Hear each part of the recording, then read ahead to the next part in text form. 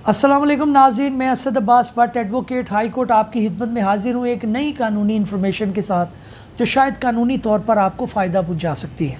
नाज़रीन, आज हम बात करने जा रहे हैं एक ऐसे क्लॉज़ के बारे में जो कॉन्ट्रैक्ट के अंदर ख़ुसूसी तौर पर डाला जाता है और लोगों का उसके बारे में इतना ज़्यादा नॉलेज नहीं है।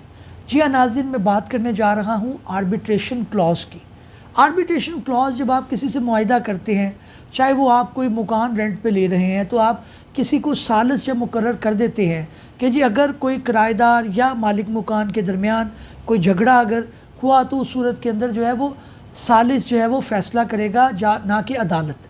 तो क्या ये मुमकिनात में से है कि आप अपने हर कॉन्ट्रैक्ट के अंदर जो है वो आर्बिट्रेशन क्लॉज़ या सालिसी का जो प्रोविज़न है या उसका कुछ ज़िक्र कर सकें ताकि आप अदालत से बचकर ख़ुद सालिस से फ़ैसला करवा सकें और आपका मामला जल्दी जो है वो हल हो सके।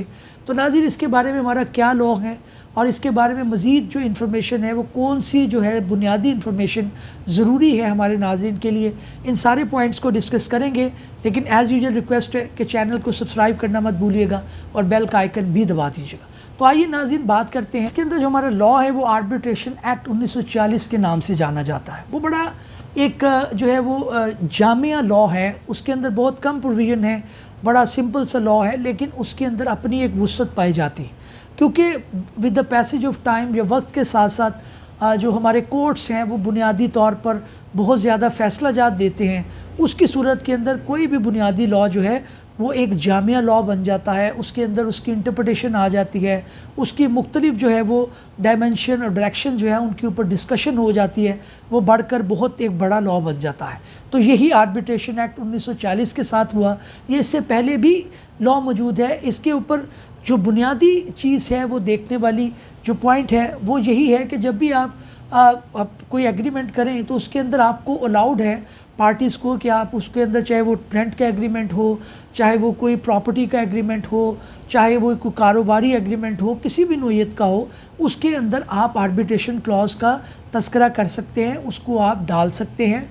उसकी बुनियादी जो फ़वाइद हैं वो यही है कि आर्बिट्रेशन जो है वो या आर्बिट्रेटर जो है वो बुनियादी तौर पर आप वो मुकर्रर करते हैं जो कि सारे मामलात की जानकारी, सारे मामलात की बुनियादी अवेयरनेस रखता हो। मिसाल के तौर पे आप कोई प्रॉपर्टी जो है उसके ऊपर एक बिल्डिंग कंस्ट्रक्ट करवा रहे हैं जो कि तकरीबन 15-20 जो है मंजिला बिल्डिंग होगी, उसके अंदर ऑफिसेस होंगे, उसके अंदर मज़ीद जो है वो तफसील होगी, तो आप किसी आर्किटेक्ट को उसके अंदर आर्बिट्रेटर मुकर्रर कर देते हैं। आपने कंस्ट्रक्शन कंपनी को जो है वो मुआहिदा दिया, आपके मुआहिदे के अंदर लिखा गया कि ये जो है वो क्वालिटी की इस जो है वो कीमत की ये चीज़ें लगेंगी। तो अगर वो चीज़ें नहीं लगाई गई तो कोर्ट को समझाने के अंदर आपको काफ़ी टाइम दरकार होगा।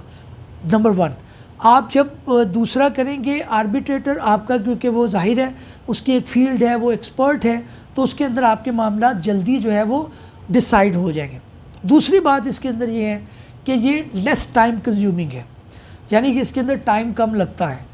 आर्बिट्रेटर जो है वो उसके अंदर सीपीसी के प्रोसीजर्स और ये जो मामलात कानून शहादत के ये नहीं चलते। तो ये इनके फ़वाइद जो हैं वो बेशुमार हैं। जैसे आर्बिट्रेशन क्लॉज़ अगर आप करते हैं तो आपकी जो है वो टाइम भी बचता है, लेकिन बाज़ औक़ात ये कॉस्टली हो सकता है। मिसाल के तौर पे जो बड़े प्रोजेक्ट होते हैं उसके अंदर अक्सर आर्बिट्रेशन क्लॉज़ जो है वो इसलिए डाले जाते हैं, एक तो एक्सपर्ट ओपिनियन आपको मिल जाता है, जो आर्बिट्रेटर हैं वो उसके अंदर डिसाइड कर सकता है, वो उसकी फ़ील्ड होती है, और दूसरा ये है कि आप कोर्ट के जो मामलात हैं, कोर्ट के अंदर जो पेचीदगियाँ हैं, उनसे भी आपकी जान छूट सकती है।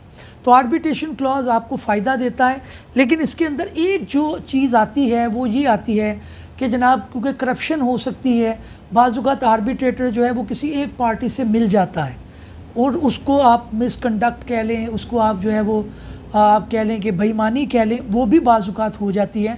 तो इसलिए भी लोग इस मामले में नहीं पड़ते और सीधा कोर्ट में चले जाते हैं। मैं आपको कानूनी पोजीशन जो है वो आर्बिट्रेशन एक्ट 1940 का जो है उसके मुताबिक ये बताता चलूँ कि आप जब आर्बिट्रेशन का क्लॉज़ कर लेते हैं अपनी एग्रीमेंट के अंदर, तो उसके बाद कानूनी तौर पर ये मुमकिन नहीं रहता कि आप डायरेक्टली कोर्ट में जा सकें। बहुत कम पोजीशंस हैं जिसके तहत आप कोर्ट में जा सकेंगे। अदरवाइज़ पहले आप आर्बिट्रेशन से फ़ैसला करवाते हैं आर्बिट्रेटर से, उसके बाद जो है वो आपको कानूनी तौर पर ये इजाज़त होती है कि आप कोर्ट में जाएं, उसे रूल ऑफ कोर्ट बनाएं या उसके ऊपर ऑब्जेक्शन फ़ाइल करें। वो एक अलग प्रोसीजर है उसके तहत। लेकिन ये है कि आप डायरेक्टली, जैसे अगर आपका सिंपल एक एग्रीमेंट है जिसके अंदर आर्बिट्रेशन क्लॉज नहीं है, अगर किसी भी पार्टी ने, किसी भी फ्रीक ने कोई वायलेशन की है तो दूसरा फ्रीक जो है वो अदालत में जाकर दादरसी तलाश कर सकता है। लेकिन आर्बिट्रेशन क्लॉज जब आपके एग्रीमेंट या मुआहदे के अंदर मौजूद होगा तो उस सूरत आप कानूनी तौर पर डायरेक्टली या बराह रास्त जो है वो अदालत में नहीं जा सकते। आपको पहले सालिस के पास जाना पड़ता है, उसका फ़ैसला लेना पड़ता है और बाद एज़ा कोर्ट में आना पड़ता है। नाज़रीन, इस उम्मीद के साथ कि हमारी ये काविश, हमारी ये तफसील आपको पसंद आई होगी।